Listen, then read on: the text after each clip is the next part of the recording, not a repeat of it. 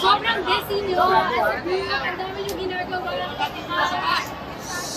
Also, yung concert to sa Cebu sold out already. Your thoughts about, Blooms just supporting you guys.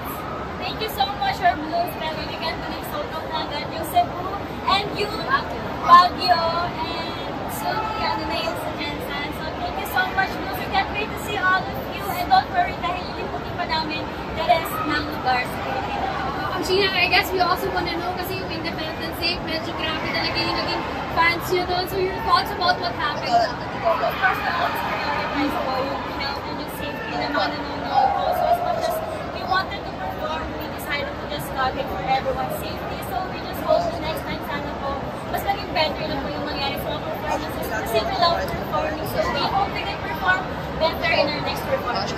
Meron din kayong fun run and also magkakaroon kayo ng LGBTQ Pride event performance. Ano naman na-expect namin sa inyo doon? I'm excited po na sa mga nilalook forward ko namin yung fun run. Of course, yung makasama namin yung Blooms na tumakbo. Alam mo yun, kasi gusto namin makasama sila sa hindi lang sa fun.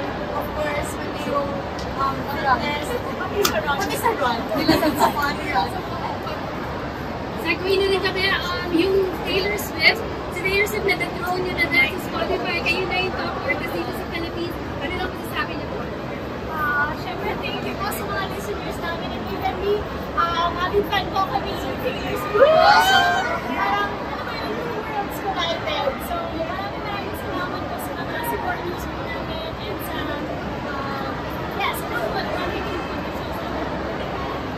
Guys, ipasok ko na rin, tatanong ko yung reaction ninyo dun sa banning sa TikTok. May mensahe ba kayo sa mga,